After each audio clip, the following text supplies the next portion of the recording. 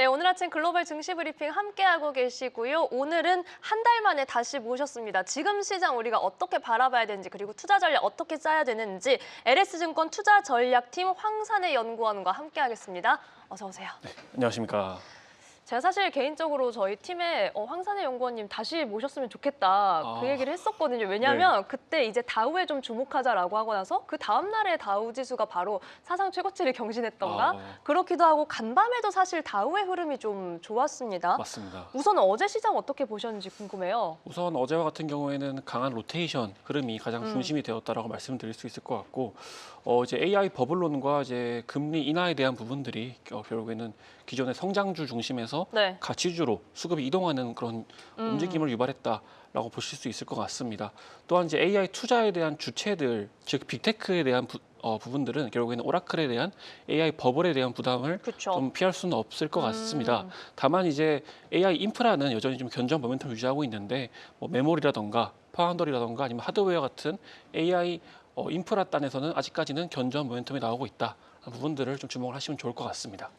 네, 결국은 지금 FOMC도 지나고 나서 오라클발 변동성에 조금 흔들리고 있는 그런 시장의 모습이 나타났다. 여기에 순환매가 나타났다라는 점 짚어주셨는데 여기에 사실 오라클의 성적표가 너무 아쉬웠기 때문에 투자자들이 많이 기대했던 게 브로드컴이고 오늘 저희 방송 시작하자마자 채팅에서도 많이 물어보시더라고요. 성적표는 괜찮았던 것 같은데 우선 지금 성적표랑 이런 주가의 반응 어떻게 좀 저희가 해석해야 될까요? 우선 매우 좀 당황스럽죠. 사실 그러니까요? 저도 이제 아침에 보고 잘 나왔구나라고 싶었는데 너무 또 급락을 해서 어떤 이유 때문에 그런지 보다 보니까 총 두 가지가 확인된 것 같습니다. 컨퍼런스 콜에서 일단 이제 오픈AI가 매출에 기여하는 시점 자체가 2026년도 이후로 될 것이다라는 부분들이 좀 시장의 우려를 네. 해소하지 못한 부분들 이 한계가 있고요. 또한 이제 AI 매출의 확대가 마진의 상승까지 이어지지 않는다라는 부분들이 결국에는 시장이 경계하고 있는 오라클에 따라서 경계하고 있는 좀 수익성에 대한 우려나 이런 부분들로 연결된 게 아닌가라고 해서 좀 시장이 급락을 하고 있는 부분들이 있는 것 같은데 다만 이제 아직까지는 좀 낙관을 유지하는 이유는 몇 가지 또 있습니다. 이번 또 컨퍼런스 콜에서 좀 재밌었던 게 뭐냐면은 네.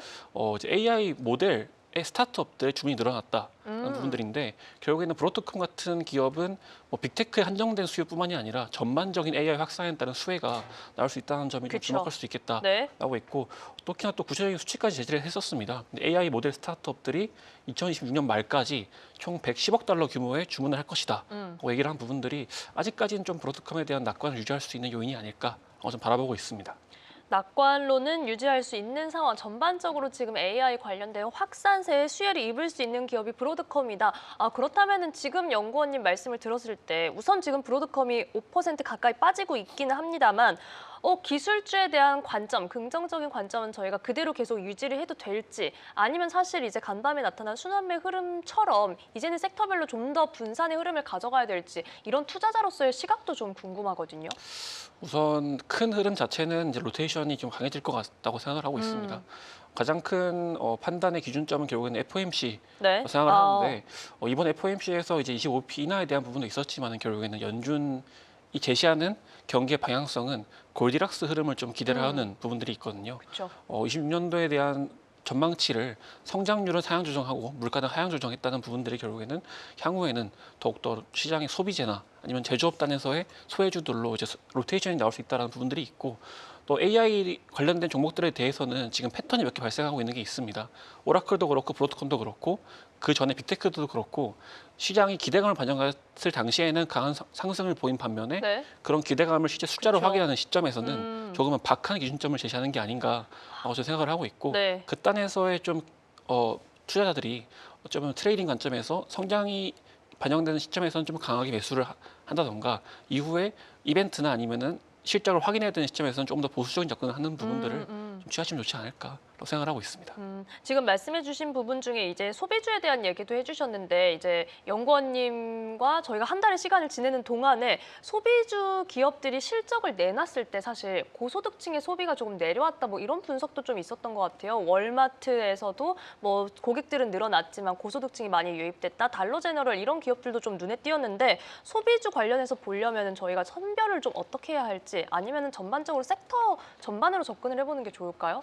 우선 가장 큰 부분들은 결국에는 비자나 아니면 마스터카드와 같은 결국에는 아, 결제 관련된 결제 관련해서 부분들 네. 보시면 될 것 같고 네. 또한 좀 요즘에 시장이 주목하는 부분들은 달러 제너럴과 같은 말씀하셨다시피 그런 좀 저가형. 저가형 네. 이런 리테일러들을 주목을 하고 있는데 이런 리테일러들이 호실적뿐만이 아니라 외형 확장까지 시도를 하는 부분들이 결국에는 좀 K자형 소비에 대한 부분들에 대한 그렇죠. 네. 좀 우려로 이어지면서도 이제 좀 테마 아이디어 또 나올 수 있는 그런 부분들이 있기 때문에 전반적인 결국에는 소비재 움직임은 테마뿐만이 아니라 하나의 좀 경기 흐름을 파악할 수 있는 지표로도 좀 주목해봐야 된다고 말씀드리고 있습니다. 네, 사실 연구원님이 지난번에 나오셨을 때 또 실물 경제의 회복에 대해서 굉장히 중요성을 강조해 주셨었기 때문에 맞습니다. 그런 소비 체력도 저희가 체크를 해야 됩니다. 자, 그렇다면 이제 섹터 말고도 또 시장에서 간밤에 러셀 지수도 좀 좋은 모습을 보였는데 금리 인하가 다시 한번 이제 시행이 되면서 이런 중소형주도 좀 저희가 주목을 해볼 시점이 다가오는 걸까요?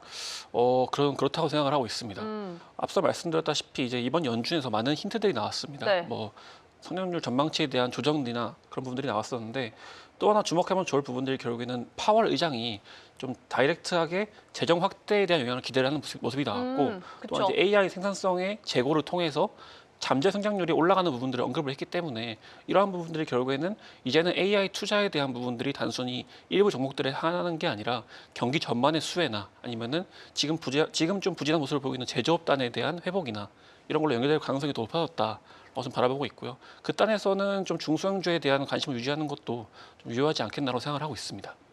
네, 이렇게 지금 중소형주에 대한 관점까지 같이 들어봤고요. 앞서 소비와 관련해서 이제 결제와 관련된 종목들 주목할 만하다. 사실 간밤에도 전반적으로 좀 금융 섹터가 많이 다우를 끌어올려주기도 했고 섹터 맵을 봤을 때도 좋은 모습 보여줬잖아요. 네, 맞습니다. 이어질까요, 이 부분?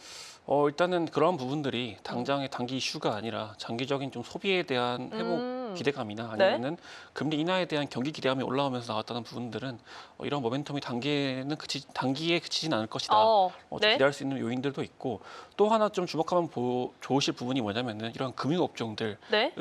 이런 사업의 특성상 기술의 활용도가 높기 때문에 AI나 이런 스테이블 코인에 적용을 하면서 또 하나의 좀 혁신이 일어날 수 있는 부분들이 있습니다. 그렇죠. 그렇다면서 결국에는 AI 적용에 대한 흐름을 주도하고 있는 부분들이 좀 기존의 올드 이코노미에 대한 기대감, 회복에 대한 기대감과 AI 적용에 대한 기대감이 동시에 반영될 수 있지 않겠나 생각을 하고 있고 최근에 JP모건 같은 경우에는 대규모 AI 투자를 그쵸. 진행하겠다고 얘기를 네. 한 부분들도 결국에는 이러한 좀 AI 적용에 대한 시작점이지 않겠나라고 해서 좀 전반적으로 좀 AI 사이클 단에서도 그렇고 하나의 테마 아이디어도 그렇고 주목하면 좋을 섹터라고 생각을 하고 있습니다.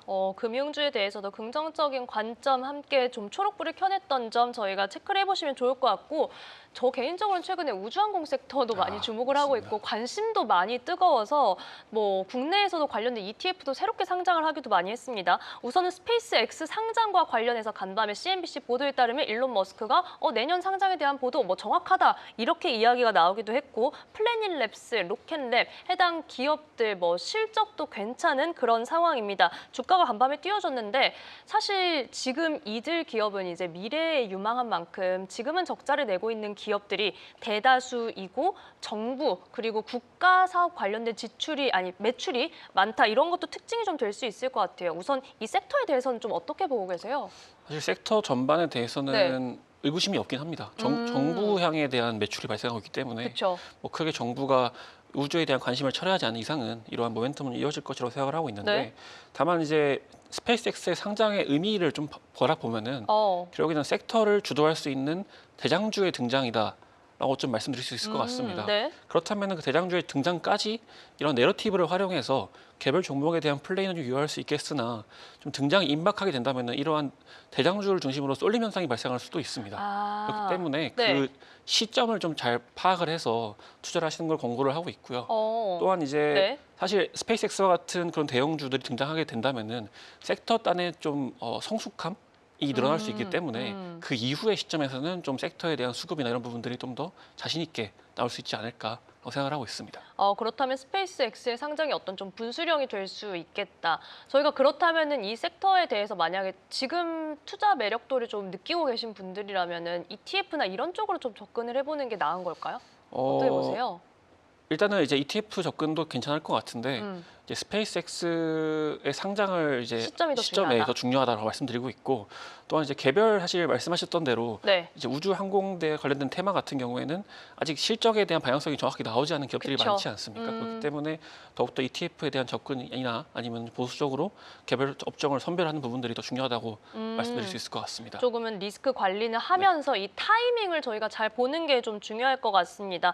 자, 그렇다면 이제는 AI 산업에 대해서 전반적으로 어쨌든 브로드컴의 오늘 주가 반응도 어떤 우려를 확실히 불식시켜주지 못하는 오늘 당장 그런 모습을 보여주고 있는데 여기에 엔비디아도 간밤에는 조금 밀리면서 거래가 됐습니다. 사실 H200 이제 대중 수출 승인이 나고 나서 여기에 중국도 약간 시큰둥한 반응이 나오기도 했던 것 같고 확 어떤 터닝 포인트가 되어주지는 못한 것 같아요. 방향성 어떻게 봐야 될까요? 아직은 좀 제한적인 수혜를 예상하고 있습니다. 결국에는 중국에 대한 스탠스 확인이 가장 중요한 시점이다라고 말씀드릴 수 있겠고, 중국 입장에서 되게 고민이 많을 것 같습니다. 지금 현재 중국의 빅테크 같은 경우에는 AI 시스템에 대한 개발이 필요하기 때문에 좀 고성능에 대한 AI 칩이 필요한 상황인 반면에 결국에는 중국 정부 입장에서는 AI에 대한 의존도를 엔비디아에게 줄 수 없다라는 부분들이 좀 중요한 포인트인 것 같고, 그 땅에서 지금 현재 화웨이를 중심으로 해서 네. AI 칩을 개발을 하고 있으나 현재 화웨이의 그런 AI 칩 수준이 엔비디아로 치면 H20도 아직 안 되기 때문에 조금은 좀 시간이 필요한 상황입니다. 다만 이제 중국 정부 입장에서 취할 수 있는 스탠스는 결국에는 이제 화웨이를 활용한 가성비 중심의 AI 칩을 활용을 해주고, 그렇죠. 미국에게는 네. 블랙웨어를 요구를 하는 새로운 협상의 단계를 좀 제시할 수 있기 때문에 그러한 부분들을 좀 고민하고 있는 게 아닌가 싶고요.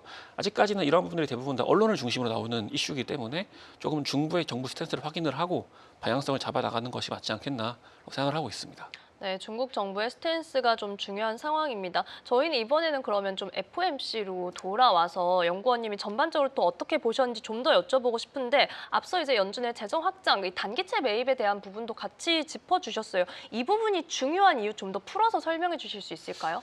사실 가장 중요한 부분들은 지금 지수를 주도하는 건 결국 빅테크이지 않습니까? 근데 빅테크가 지금 현재 회사채를 발행한다라고 말한 시점부터 아, 더 그렇죠. 이상 빅테크는 네. 경기와 가치가 디커플링 될 수가 없습니다. 이제 유동성을 봐야 되고 통화 정책을 봐야 되는 부분들이 있기 때문에 네. 그런 부분들에 있어서 이제 향후에 이런 유동성에 대한 이슈가 발생하게 된다면은 이런 시장의 방향성을 결정하는 그런 큰 이벤트로 좀 판단을 하고 있고, 그 따라서 이번 연준의 결정 자체는 좀 시장이 우호적인 상황이지 않겠나라고 생각을 하고 있어서 장기적으로 봤을 때는 좀 시장의 안정성을 더한 요인이라고 판단을 하고 있습니다. 네. 그때 사실 지난번에 출연을 해주셨을 때 저희가 아마 표로 보면서 이런 네. AI 투자가 잘 되려면 계속해서 이어지려면은 그래서 실물 경제 회복이 관건이다 이렇게 맞습니다. 얘기를 해주셨던 걸로 기억나는데 맞나요? 이게 빅테크 같은 네. 경우가 사실 바라보면은 빅테크의 수입 출처는 결국엔 소비에서 나오고 있지 않습니까? 반면에 지금 현재 빅테크가 시도하려고 하고 있는 부분들이 그동안은 현금을 벌어서 투자를 했다면 지금 레버리지를 활용한 회사채를 발행해서 투자를 그쵸, 네. 하겠다라는 부분들인데, 그러한 부분들이 지금 오라클 같은 경우도 그렇고 결국에는 유동성 환경에서 빅테크에 대한 주가 향방이 좀 더 취약해지는 상황이라고 생각을 하고 있습니다. 그렇기 때문에 이제 말씀하셨다시피 뭐 미국 정부의 재정 정책이나 연준의 그 유동성에 대한 부분들이나 이런 부분이 더 중요해지는 상황이다 말씀드릴 수 있을 것 같고, 또 소비에 대한 부분들 역시도 AI 활용에 대한 영역이 확장이 되는 상황 속에서 좀 소비도 역시도 AI 하나의 축으로서 좀 자리하고 있기 때문에 그런 부분도 좀 주목해 봐야 된다고 말씀드리고 있습니다. 그럼 이것도 좀 같이 여쭤볼게요. 최근에 이런 AI 관련된 빅테크들의 흐름이 약간 오픈 AI 팀, 구글 팀 이렇게 좀 나뉘고 있다. 좀 시속 게임을 하는 것처럼 주가 향방을 보이기도 했는데 개인적으로 이런 흐름에 대해서는 연구원님 어떻게 보고 계신지도 궁금하거든요. 사실 이제 AI 밸류체인 전반에 독점성이 좀 변화하고 있다 생각을 하고 있습니다. 네. 기존에는 엔비디아 중심으로 해서 AI 가속기 시장이 좀 독점성 유지하고 있다라고 본다면은 지금 구글의 TPU나 아니면 아마존과 그쵸. 테슬라 역시도 지금 NPU에 대한 사업 확장 의지를 좀 많이 드러내고 있기 때문에 결국에는 AI 가속기 시장 자체로는 조금은 독점성이 완화되고 있는 부분들이 있고요. 반면에 그 밑단에 있는 메모리나 파운드리나 아니면은 하드디스크와 같은 부분들은 지금 당장 캐파를 증설하기에는 또 시간적인 딜레이가 발생할 수 있기 때문에 그런 부분들에 있어서는 좀 더 마진에 대한 여유나 아니면은 피 그로스에 대한 부분들을 좀 더 기대해 볼 수 있지 않겠나 생각을 하고 있습니다. 연구원님도 혹시 챗 GPT나 제미나이 사용하시나요? 저는 둘 다 지금 써보고 있습니다. 아, 어떠세요? 사실 뭐 저는 크게 느끼지는 못하는데 왜냐면 저는 보통 AI를 활용하는 거가 제 아이디어를 증명하는 걸로 활용하다 보니까 검증용으로. 맞습니다. 네. 그렇게 활용하고 있는데 제미나이가 많이 따라온 것 같긴 합니다. 그래서 조금은 사실 알파벳 같은 경우에는 사업에 대한 확장도 그렇고 조금은 AI에 대한 수익화를 일어날 수 있는 부분들에 대해서 기대를 하고 있어서 조금은 알파벳에 대한 낙관도 좀 유지를 하고 있는 상황입니다. 네, 아니 그리고 진정한 도구로서 좀 활용을 하고 계시네요. 저희가 맞습니다. 사실 너무 의존을 하다 보면은 너 왜 거짓말했어? 팩트 체크 안 했어? 하면서 배신감을 느낄 수도 있는데 좀 이렇게 검증용으로 활용을 하실 때 더 뭐랄까요? 좀 주도적인 활용을 할 수 있다 이런 생각이 들기도 합니다. 자, 저희가 지난번에 출연을 해주셨을 때 이제 기억에 남았던 단어가 보링테크. 아, 맞습니다. 라는 이야기를 해주셨었어요. 요거 뭐였는지 다시 한번 좀 설명을 해주실래요? 일단은 보링테크의 단어가 나왔던 부분들은 결국에는 올해 9월 달에 너무나 이제 AI 밸류 체인이 한쪽으로 쏠리다 보니까 소외되었던 네. 뭐 마이크론이나 시게이트, 웨스턴 그쵸. 디지털과 같은 좀 과거의 레거시 반도체에 대한 좀 밈 아니면 클러스터를 표현하는 단어였거든요. 근데 다만 지금은 더 이상 보링하지 않은 것 같아서 다시 한번 좀 짚고 가야 될 부분들일 것 같습니다. 네. 현재 이제 S&P 500 기업들을 이제 YTD 수익률 기준으로 나래비를 세워보면은 웨스턴 디지털이 지금 300% 이상 올라가면서 1위를 차지하고 있습니다. 와. 그리고 또 이제 시게이트 같은 경우도 250% 이상 상승하는 모습이 나오고 있고 마이크론 역시도 지금 강한 상승률을 보이면서 상위 5개 기업에 보링테크 기업들이 대거 포진해 있는 그런 상황이기 때문에 현재 시장을 주도하는 업종으로서 좀 주목해 봐야 되지 않겠나. 이제 단어만 보링이지 더 이상은 보링하지 않다는 부분들이고 앞서 말씀드렸다시피 AI 독점성이 내려오는 부분들이 안에서 수혜를 보고 있다. 좀 말씀을 드리고 있습니다. 그리고 또 이제 좀 주목해 보시면 좋을 부분들이 네. 그 제가 말씀드린 그 S&P 500 기업 중에서 상위 수익률을 기록한 종목 중에서 네. 코닝이나 암패널 같은 네. 그런 기업들도 존재하고 있습니다. 그런 기업들 역시도 지금 현재 뭐 구리 전선이나 아니면 광통신에 대한 수혜를 받고 있기 때문에 결국에는 AI 인프라에 대한 관심도가 높아진 상황이다.